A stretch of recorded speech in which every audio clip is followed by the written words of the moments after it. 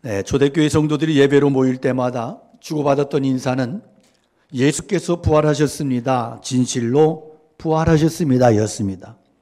그들은 먼저 예수께서 부활하셨습니다. 인사하면 이렇게 받는 사람이 진실로 부활하셨습니다. 이렇게 인사했던 거죠. 부활의 인사로 어려움 속에서도 서로 격려하며 힘을 얻었습니다. 지금도 이 인사는 동방교회를 비롯한 여러 교회에 부활절 전통에 남아있고 부활절 예배 형식 속에 또 활용되기도 합니다. 박해를 받던 시절 카타콤 지하 공동묘지에서 예배 드릴 때에도 이들은 이 인사로 그렇게 함께 교제를 했습니다. 죽음이 널려있는 지하 공동묘지 안에서 그들이 자랑스럽게 그리고 힘차게 외쳤던 말이 바로 예수께서 부활하셨습니다. 진실로 부활하셨습니다. 이 인사였습니다. 이런 부활의 신앙으로 그들은 당당히 박해의 핍박에 맞설 수 있었고 환난과 핍박을 넉넉히 이겨냈습니다. 이렇게 부활의 신앙은 기독교 신앙의 핵심이고 중심 교리입니다. 바울 사도는 이 부활 신앙을 바로 복음이다 이렇게 말씀합니다. 고린도전서 15장 말씀을 공동 번역으로 읽습니다. 형제 여러분, 전에 내가 전해준 복음을 여러분의 마음속에 되새겨 주려고 합니다. 이 복음은 여러분이 이미 받아들였고 또 여러분의 믿음의 기초가 되어 있습니다. 그러므로 여러분이 헛되이 믿는다면 몰라도 그렇지 않고 내가 전해준 복음 그대로 굳게 지켜나간다면 여러분은 이 복음으로 구원을 받게 될 것입니다. 나는 내가 전해받은 가장 중요한 것을 여러분에게 전해드렸습니다. 그것은 그리스도께서 성서에 기록된 대로 우리의 죄 때문에 죽으셨다는 것과 무덤에 묻히셨다는 것과 성서에 기록된 대로 사흘 만에 다시 살아나셨다는 것과 그 후 여러 사람에게 나타나셨다는 사실입니다. 그리스도께서는 먼저 베드로에게 나타나신 뒤에 다시 12 사도에게 나타나셨습니다. 그럼 복음이란 무엇입니까? 바울 사도는 이것을 예수께서 죽으셨다가 다시 살아나신 것이다 이렇게 정의합니다. 어째서 이게 복음이 될 수 있느냐? 사도는 이어서 말씀합니다. 만일 그리스도께서 다시 살아나시지 않았다면 여러분의 믿음은 헛된 것이 되고 여러분은 아직 죄에서 헤어나지 못하고 있을 것입니다. 그리고 그리스도를 믿다가 세상을 떠난 사람들도 멸망했을 것입니다. 만일 그리스도를 믿는 우리가 이 세상에만 희망을 걸고 산다면 우리는 누구보다도 가장 가련한 사람일 것입니다. 그러나 그리스도께서는 죽은 자들 가운데서 다시 살아나셔서 죽었다가 부활한 첫 사람이 되셨습니다. 아담으로 말미암아 모든 사람이 모두 죽는 것과 마찬가지로 그리스도로 말미암아 모든 사람이 살게 될 것입니다. 여러분, 오늘 우리는 부활의 산신앙이 퇴색되어 버린 시대 속에서 마치 연례 행사처럼 부활절 예배를 드리고 있지는 않습니까? 역사적으로 보면 부활주일이 연례 행사처럼 된 시대치고 교회가 제대로 역할을 하거나 제대로 서 있었던 때는 한 번도 없었습니다. 그 시대는 교회가 빛을 잃어버리고 신자들은 타락하고 변질된 채로 신앙의 빛을 상실한 시대였습니다. 반면에 예수 부활을 외치며 부활의 주님을 날마다 고백하는 역동적인 부활 신앙을 가지고 이 성도들이 일어났던 시대에는 교회가 세상의 등불이 되고 세상의 불의와 어둠을 맞서 승리하는 강력한 대부흥의 역사가 일어났습니다.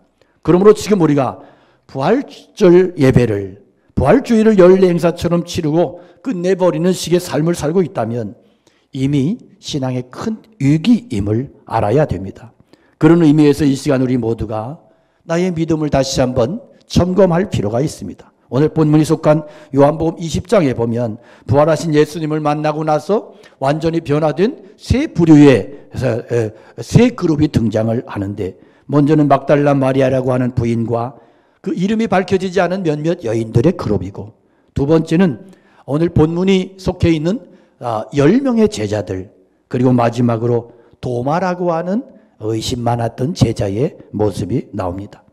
이들은 한결같이 부활하신 예수님을 극적으로 만났고 그 후에 그들은 완전히 다른 사람이 되었습니다. 오늘 모두가 이 사실을 확인하면서 스스로의 신앙을 되새겨보는 귀한 시간 되기를 축원합니다.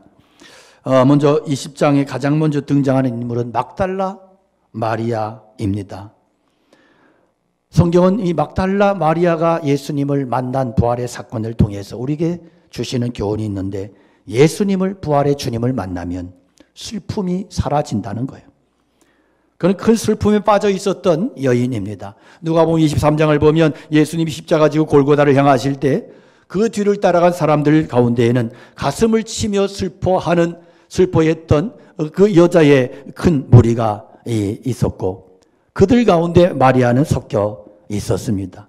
그는 예수님이 처참하게 죽는 모습 보면서 누구보다 슬픔을 가누지 못했던 사람입니다. 왜냐하면 예수님을 누구보다 믿고 따랐기 때문이고 사랑했기 때문입니다.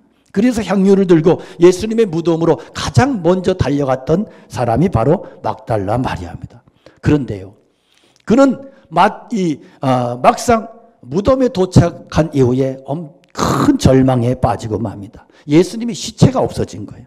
그래서 누군가 시체를 도둑질해 갔네. 시체에 향유라도 발라드리려고 갔는데, 여러분 시체도 없는 장례식가 얼마나 끔찍해요. 그래서 그는 그 자리에 쓰러져 절망하며 한없이 울고 있습니다. 그런데 그 절망한 막달라 마리아를 부활의 주님이 찾아오셔서 만나주시고, 그래서 막달라 마리아는 마침내 예수님의 부활을 확신하고 그 부활의 주님을 만나고 그 소식을 전하기 위하여 정신없이 마을로 달려가는 거죠.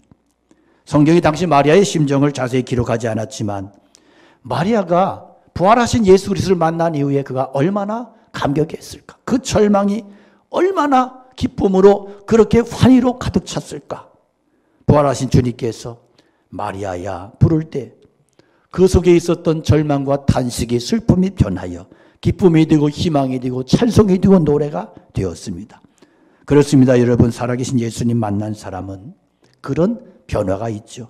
슬픔이 변하여 기쁨이 되는, 인생의 허무가 변하여 참된 소망으로 충만한 그런 은혜를 살아갈 수 있습니다. 우리 중에는 슬픔을 완전히 씻어버리고 이 세상 사는 사람 아무도 없어요. 인생은 삶 자체가 눈물이고 슬픔과 아픔이기 때문입니다. 그래서 이 세상 살아가면서 절감하는 것은 세상은 내 뜻대로 내 마음대로 되지 않는다는 거죠. 그래서 그런 얘기 하잖아요. 애를 낳아서 키워봐야 그래야 철이 든다고. 그 말은 제가 참 사실인 것 같아요. 애들 안 낳았을 때는 참 당당했는데 애들이 크고 이러면서 보니까 내 마음대로 안 되고. 그렇죠? 애가 내 마음대로 안 돼. 그래서 겸손해지더라고요. 그런데 우리 이 세상을 살아가면서 정말 내 마음대로 안 돼. 내 마음대로 되는 게 거의 없어. 어떻게 여러분 부부 생활하면서 남편은 내 마음대로 되던가요? 아내는 내 마음대로 되던가요? 네. 청년들은 이런 얘기하면 될 수도 있지 않을까? 한 10년쯤 살아봐요. 끝났어요. 안 돼요. 잘 안 돼요. 우리는 인생 살아가면서 피할 수 없는 숱한 고난의 복병을 만나, 그러나 그럼에도 불구하고 죽음을 이기시고 부활하신 주님을 우리가 날마다 만난다면 그 어떤 슬픔과 고난 중에도 그 모든 것들을 능히 극복하고 일어설 수 있음을 믿습니다. 왜? 부활의 주님께서 소망의 능력으로, 부활의 능력으로 친히 함께 하셔서 우리의 모든 것에 능력을 더하시고 믿음 가운데 이길 힘을 주시기 때문입니다. 그러므로 비록 우리 인생이 어떤 면에서는 내 마음대로 내 뜻대로 안 되었다 할지라도, 그러나 그 자리에서 날마다 부활의 능력을 구하시고 임마누엘의 은혜를 구하시고 부활의 주님께서 함께 하시면 그 은혜를 구하며 살아갈 때 주님께서 믿음의 사람으로 그렇게 우리를 이끌어 주시고 변화시켜 주시고 그리고 승리케 하실 줄로 믿습니다. 두 번째 그룹은 예수님의 제자들입니다. 예수님의 제자들과의 만남을 통해서 우리에게 성경은 부활의 주님을 만날 때 우리의 인생 가운데 불안과 공포가 사라진다는 말씀을 우리에게 들려주고 있습니다. 가룟 유다는 이미 죽었고 도마는 외출했다가 아직 돌아오지 않은 상태인데 나머지 제자들이 한 장소에 모여서 벌벌 떨면서 문을 걸어 잠그고 그렇게 공포 속에서 두려워하고 있었습니다. 예수님이 한참 인기 끌고 사람들 환호받을 때는 제자들이 얼마나 기세등등했어요. 왜냐하면 겁날 것이 없잖아.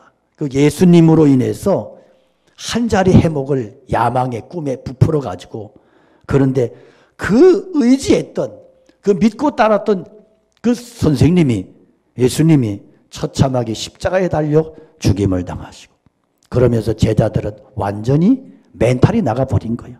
모든 자신감 다 잃어버리고, 한때는 호산나에 그렇게 외쳤던 군중들이 예수님을 십자가에 못 박아라 소리를 지르고, 완전히 이 전세가 역전돼 버린 이 절망의 시간에 제자들에게 찾아온 것은 공포였습니다. 왜? 이제는 내 차례라는 거지. 예수님 십자가에 못 박아 죽였으니까 이제는 따라다니던 우리를 나무에 매달아 죽일 순서가 됐다는 거죠.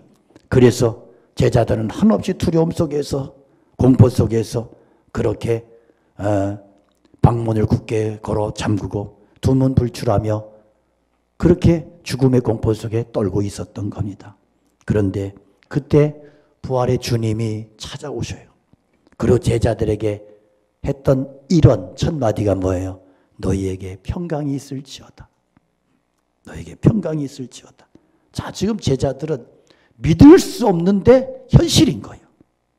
말도 안 되는데 현실인 거예요. 처음에 제자들이 얼마나 혼란스러웠을까. 그런데 정신을 차렸고, 정신을 차리고 나니까 와, 주님의 그 평강의 메시지가 심령의 능력이 되고 은혜가 되고 축복이 되었던 겁니다. 모든 불안과 공포와 불안이 완전히 사라져 버렸습니다. 이것은 충격이고 굉장한 변화였습니다. 예수님은 제자들에게 당신이 살아나신 사실을 여러 번 확인을 시키세요. 내 손을 봐라, 내 옆구리를 봐라. 제자들이 그래도 의심하는 것 같으니까 나중에는 너희들에게 먹을 것이 있느냐? 가지고 와라. 조반을 두시고, 그리고 제자들 앞에서 잡수세요. 자신의 몸이 부활하신 몸임을 분명히 제자들에게 확인시켜 주신 겁니다. 그리고 그 부활의 주님을 제자들이 받아들이고 인정하고 믿었을 때 주님은 그들에게 소명을 주세요. 아버지께서 나를 세상에 보내신 것 같이 나도 너희를 세상으로 보낸다. 그리고 무장시키세요. 성령을 받아라. 성령을 받아라.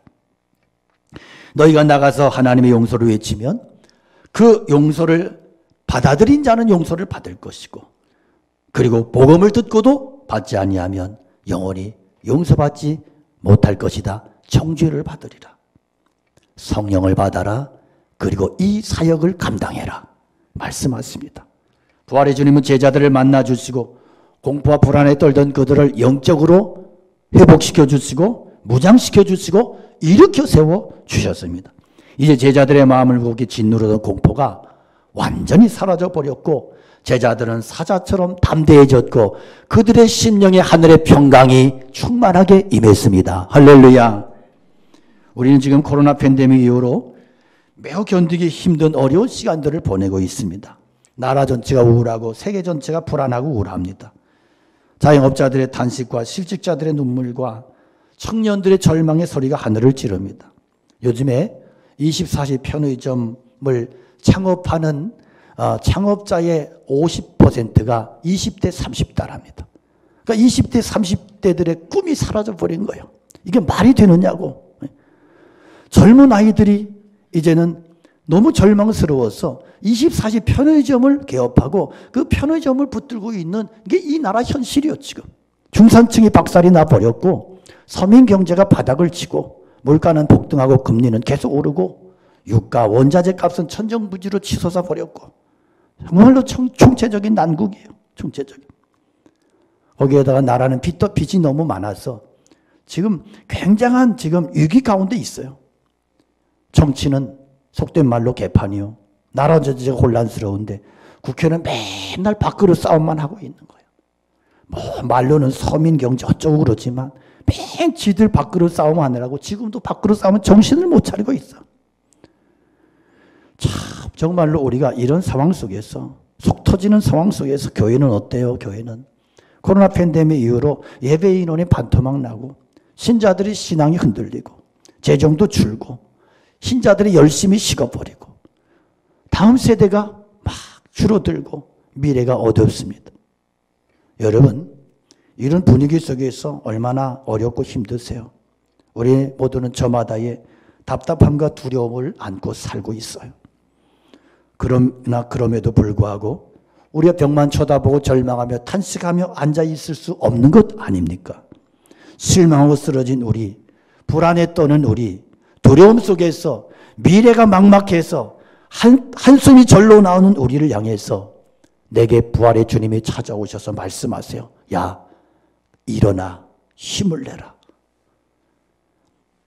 두려워하지 마라. 너에게 평강이 있을지어다. 성령을 받으라. 성령 안에서 힘을 얻으라. 내가 너를 축복한다. 나와 함께 가자. 부활의 주님이 우리에게 그렇게 말씀하시고 내가 너에게 평강을 주노라 말씀하세요. 작가 오혜령 씨의 묵상기도집 당신 없는 인생은 빈 그물 이온이라는 책자에 나오는 내용인데, 이분이 이화여고를 다녀서 미션스쿨을 다녔기 때문에 당신은 요즘은 무슨 종교 뭐 어쩌고 이래가지고 미션스쿨 예배도 이렇게 막 금하고 이런 상황이 됐지만, 옛날에는 기독교 미션스쿨들은 채플이 있었어요. 아이들이 다 채플이 있어서, 그러니까 성경에 대해서 기독교에 대해서 잘 알았지만 그래도 자기는 똑똑하다고 자처하면서 예수님의 살아계심을 이성적으로 비판하며 믿지 않았어요. 그러면서 신앙은 실패자들에는 매달리는 것이라고, 그물을 내가 내 힘으로 그물 던지면 얼마나 물고기 잡는데 뭐 예수님의 손을 빌릴 이유가 있냐, 이런 식의 오만과 독선과 과신으로 예수 없는 인생을 열심히 살았어요.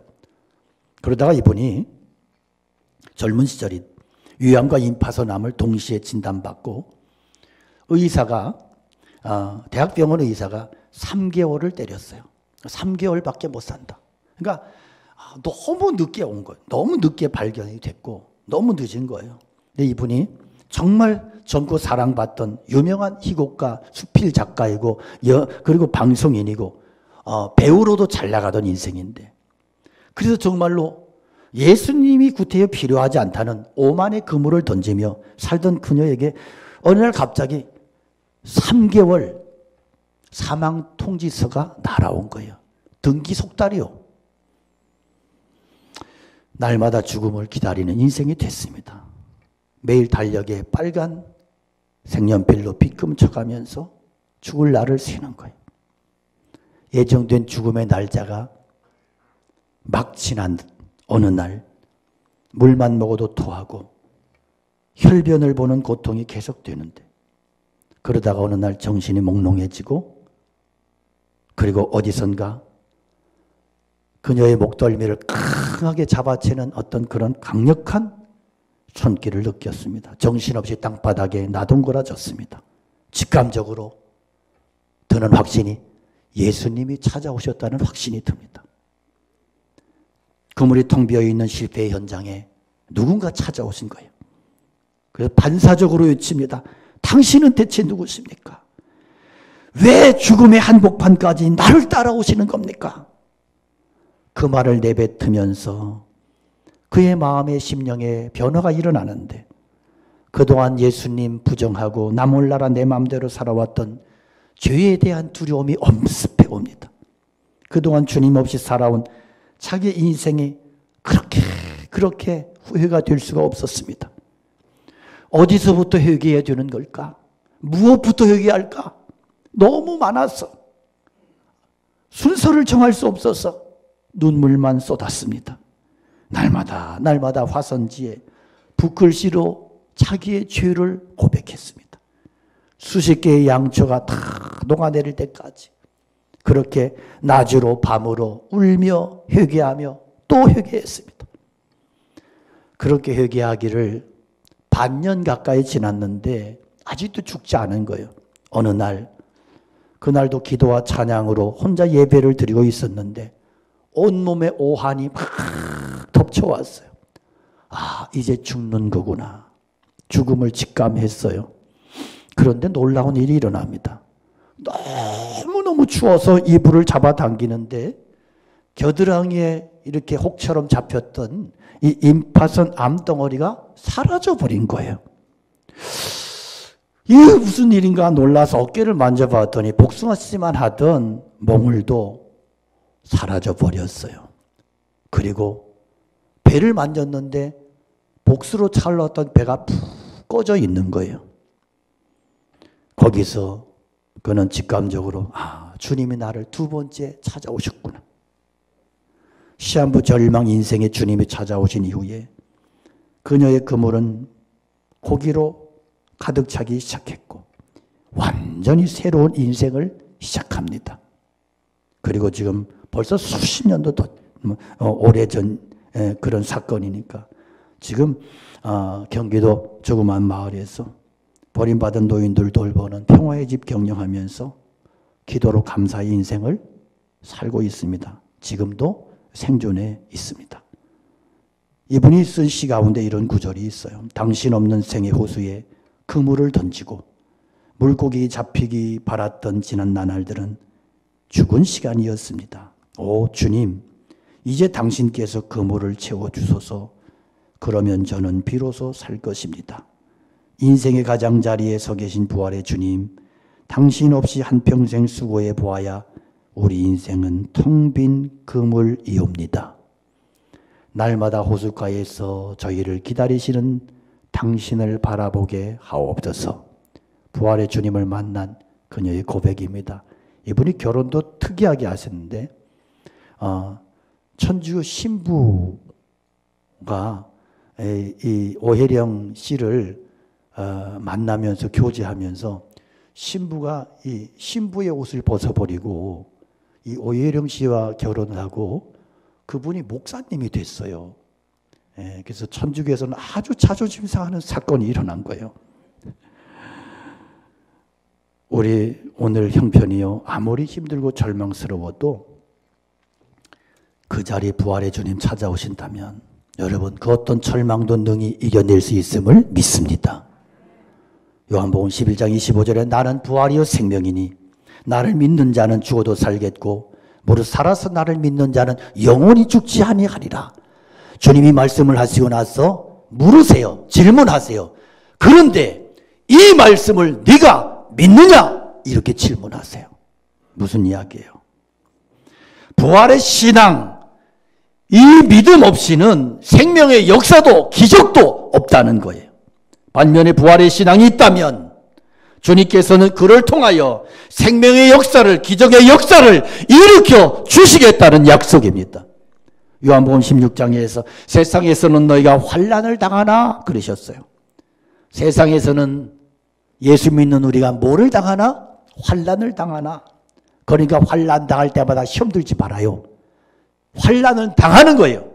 핍박당할 수도 있고 실패, 어떤 배신, 슬픔, 공포, 두려움, 이 모든 많은 환난 속에서 고생할 수도 있단 말이요. 이 모든 상황을 주님이 인정하세요. 그런데 그 다음에 뭐라고 말씀하세요? 따라합시다. 담대하라. 내가 세상을 이겼다. 할렐루야. 우리가 그 모든 상황에서 담대할 수 있는 한 가지 이유는 주님이 세상을 넉넉히 이기셨기 때문입니다. 세상을 이기고 죽음을 이기고 죄를 이기고 인간의 슬픔을 완전히 발로 밟고 부활하신 예수 그리스도, 그분이 나의 보호자가 되시고 구원자가 되시고 나와 동행하시고 날마다 만나주시는 일상, 우리는 두려움의 노예가 되어서 좌절하고 낙담할 수 없음을 믿습니다. 사랑하는 아들아 딸아, 평강이 있을지어다, 평안할지어다. 주님의 음성을 우리가 말씀을 통하여 날마다 듣는다면, 무릎 꿇고 기도하는 가운데 이 음성을 들을 수 있다면, 살아계신 예수님께서 우리의 시선을 예수님에 집중할 수만 있다면 우리 마음의 공포가 머물 자리는 없습니다. 부활의 주님이 그 공포를 용납하지 않으시기 때문입니다. 이것은 설교를 듣는 것으로 끝나면 안 되고 여러분 자신의 마음의 심령에, 여러분 삶의 현장에 날마다 체험되는 부활의 이 신앙이, 이 능력이 날마다 체험되는 그러한 사건이 될 수 있기를 축복합니다. 할렐루야. 마지막으로 살펴볼 것은 도마라고 하는 사람인데 성경은 그를 통해서 우리에게 말씀하십니다. 주님을 만나면 의심이 떠나간다고요. 도마는 10명의 제자들이 예수의 부활을 목격할 때 없었어요. 그리고 뭔 짓을 하다가 나중에 돌아왔는데 제자들이 막 그런 우리가 부활의 주님을 만났다 막 흥분하고 떠들어대는 거예요.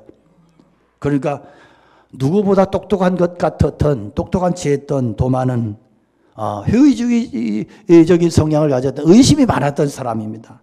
그러니까 절대로 그럴 수 없다는 거지. 그리고 불신의 의지를 불태우는 거야. 그러면서 아마 그랬겠죠. 야, 니들이 그러면 예수님의 못자국을 만져봤어? 옆구리에 손 찔러봤어? 안 해봤지? 그러면 나도 못 믿겠다. 제자들도 할 말이 없잖아요. 그래서 제자들 좀 헷갈렸을 것 같아. 이놈이 워낙 강력하니까. 그러니까 우리 가운데 그렇잖아요. 믿음이 있는데 워낙 강력한 불신앙의 사람을 만나서 한 30분 동안 실갱이 하면요. 흔들려요. 마음이 이상해지는. 기분 나쁘지만 저 자식 말 때문에 영향을 받는 거예요. 그런데 도마가 그렇게 강력하게 자기는 못 믿겠다는 거지.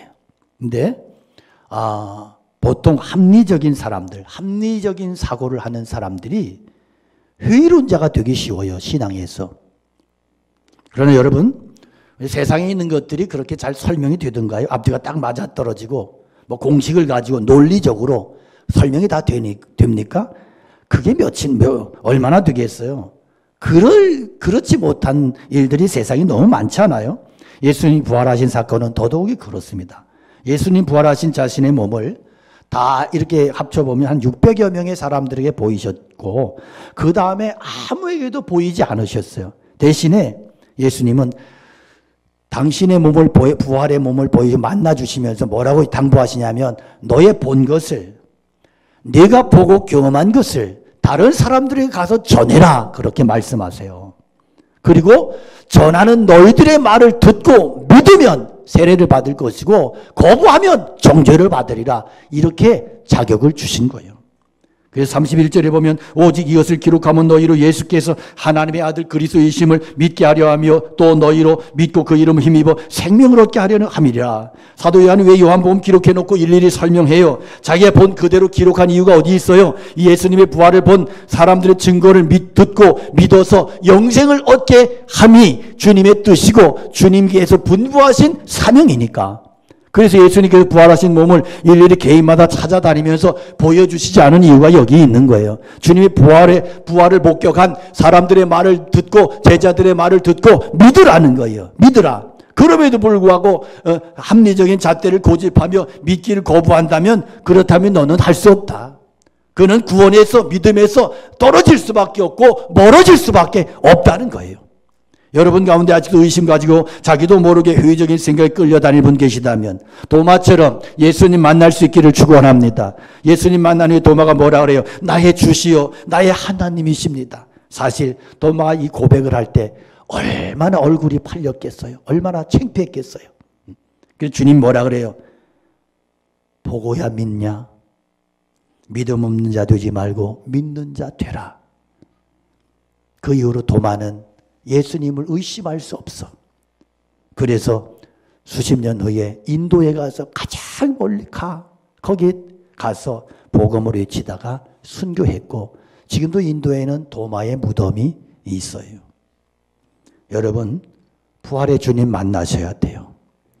회의적인 사람일수록 예수님 만나셔서 믿음 없는 자가 되지 말고 믿는 자가 되라고 말씀하시는 주님의 음성을 날마다 들을 수 있기를 축원합니다. 부활의 신앙은요, 미래의 한 꼭 지점에 있을 어떤 종말적인 사건을 생각하고 그날만을 기다리는 게 아니라 지금 여기 이곳에서부터 새로운 존재로 희망의 사람으로 예수 그리스도의 성품과 인격을 닮은 그런 믿음의 사람으로 하나님을 위하여 사는 존재로 다시 태어나는 거예요. 그러므로 여러분 거듭남이라고 하는 것은 중생 거듭남은 새로운 부활의 다른 이름인 거예요. 그동안 우리의 부활절이 너무 내세지향적이고 개인적인 관점에서만 지켜온 것은 아닌가. 그저 나의 죽음 이후를 보장하고 우리 가족의 죽음에 위안을 주는 정도로 그런 절기로 그렇게 역할을 해온 것은 아닐까. 그런 반성을 해봅니다. 그러나 성경이 말씀하는 부활은 로마서 6장에 보면 먼 미래의 그날의 부활, 나의 죽음 이후에 있을 부활이 아니라 예수 그리스도와 함께 오늘 내가 다시 살아나고 새로운 존재로 다시 태어나고 변화되는 나의 옛자가 죽고 거듭나는 바로 이것이 진정한 부활 신앙이라고 하는 것을 로마서 6장이 우리에게 말씀하고 있다는 사실을 기억하시기 바랍니다. 사랑하는 성도 여러분, 입으로는 예수 부활 말하면서 살아계신 주님과 만나고 자신이 변화된 그 모습을 확인하지 못하고 있다면 이것은 불행한 일입니다. 우리 모두 부활하신 예수님 만날 수 있기를 축복합니다. 우리 예수님 만나면 슬픔이 변하여 기도가 되고 기쁨이 되고 공포가 사라져 마음의 평안이 찾아오는 거예요. 용기가 생기는 거예요. 어떤 때는 살다가 가끔 의심 때문에 흔들릴 때가 있지만 예수님 만나면 요동치 않게 붙잡아 주시고 붙들어 주시는 강력한 그 은혜를 우리가 체험하게 되는 것입니다. 그런 은혜를 체험하면 내 자신도 모르게 내가 변화되고 믿음의 사람으로, 확신의 사람으로 바뀌어지는 것입니다. 그러므로 여러분, 날마다 부활의 주님을 만나십시오. 슬픔이 떠나갈 것입니다. 부활의 주님을 만나십시오. 두려움과 공포가 절망이 떠나갈 것입니다. 부활의 주님을 만난 인생은 확신에 찬 인생으로, 신앙으로 이 세상을 넉넉히 이기며 임마누엘의 은혜로 승리할 줄로 믿습니다. 우리 모두가 이런 축복을 날마다 누리며 살아가는 귀한 믿음의 종들 다 되시기를 주님의 이름으로 축원합니다. 말씀 기억하며 우리 함께 찬양 올려드리겠습니다.